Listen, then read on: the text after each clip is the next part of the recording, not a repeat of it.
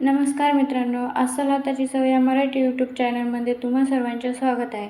तर आजच्या रेसिपीमध्ये आपण बघणार आहोत कारल्याची भाजी.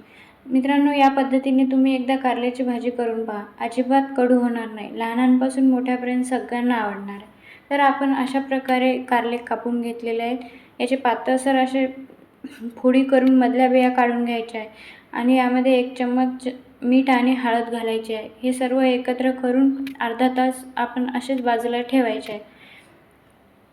आता बघू शकता अर्ध्या तासानंतर याला चांगले पाणी सुटलेले आहे. हे सर्व पाणी निचरून काढायचे आहे, म्हणजे यातला कडसरपणा सगळा दूर होतो आणि भाजी अजिबात कडू होणार नाही. तर चला, आता कारले तयार आहेत. आपण यासाठी सारण करूया. सारणासाठी मी 7-8 लसणाच्या पाकळ्या घेतल्या आहे. थोडं सुकं खोबरं घेतलं आहे. हे दोन्हीही आपण भाजून घ्यायचे आहे. यामध्ये थोडासा कोथिंबीर घालायचा आहे. सोबतच यामध्ये 2 चम्मच काळं तिखट घालायचं आहे. 1 चम्मच जिरे घालायचे आहे.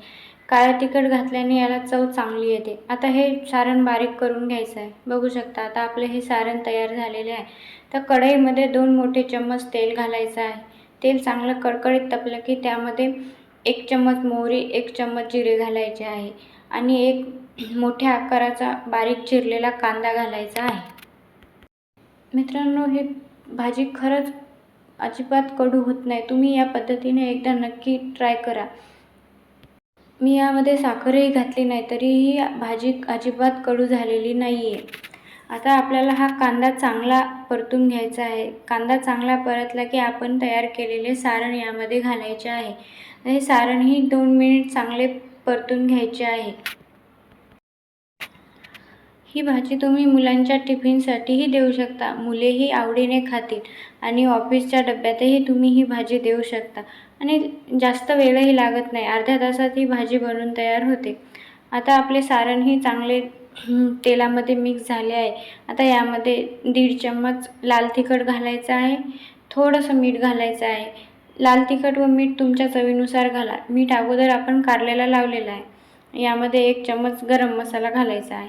आता हेही सर्व परतून घ्यायचं आहे व यामध्ये आपण जे कारले तयार केले आहेत ते घालायचे आहेत. कारले चांगले 3-4 मिनिट परतवायचे आहेत आणि नंतर त्यामध्ये 1 कप पाणी घालून हे थोडा वेळ 15-20 मिनिट शिजू द्यायचे आहेत. मी या पद्धतीने भाजी करते. अजिबात कडू होत नाही. सगळे म्हणतात कारल्याची भाजी कडू असते, पण मी भाजी करते ही अजिबात कडू होत नाही. तुम्हीही ही भाजी एकदा नक्की ट्राय करा. अजिबात कडू लागणार नाही आहे. आता 20 मिनिटंही शिजल्या. बघू शकता आता ही भाजी आपली तयार आहे. थोडासा रस्साही झालेला आहे. जास्त सुकीही नाही आणि जास्त पातळही नाही. मित्रांनो, तुम्ही एकदा ही भाजी नक्की ट्राय करा आणि व्हिडिओ आवडल्यास एक लाईक, शेअर, कमेंट नक्की करा आणि नवीन असाल तर नक्की सबस्क्राईब करा.